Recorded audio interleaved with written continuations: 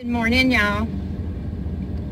It is Sunday morning, a little after 10. I finally made it to the car wash. It cost me 20 bucks. But let me tell you, it was worth every penny. Tank was so filthy. I mean, awful. I'm embarrassed that I let him get this bad. I will try not to do that again. Now, I took some pictures that I will just link together, or at least I'm going to try to. Graffiti, you guys. Abel was the best maintenance supervisor I ever had. And he is still at Camino Colony.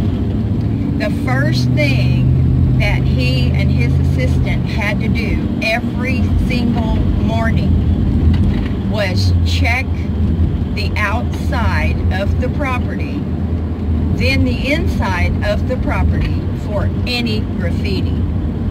I cannot stand it. One time I was managing a very small senior community for the nonprofit that I used to work for. And we had just gotten brand new mailboxes, and I was really worried that the taggers, and there were a lot of them in that part of town in Escondido, would get my new mailboxes. Well, one day I was out in the street, and on the fence I saw this hoodie, and down the fence about 7 feet a guy was leaning on it. And so I walked down there with the hoodie, and I said, "Hey dude, this was on my fence. Do you happen to know who it belongs to?" And he wouldn't look at me. And he didn't answer. Well, I figured that was a tagger. So I took the hoodie back to my little shop, and I laid it in the grass, and I spray painted it all over with every different color paint that I had. Then I took it back around to the front of my property, and I hung it back on the fence. Now, do y'all know I never again had a problem with taggers on my property? Now, in hindsight, something like that could have very well have gotten me killed or maimed at the very least. Escondido has quite a bit of bad gang activity. But you know what, guys? All I cared about was the right thing for my properties. They did not tag my new mailboxes. They didn't tag on my fences. They didn't tag on my walls. Never again, not a drop. Now, I don't know whose hoodie that was that I destroyed, but I felt like it was saying, you come to my house, I'm going to your house.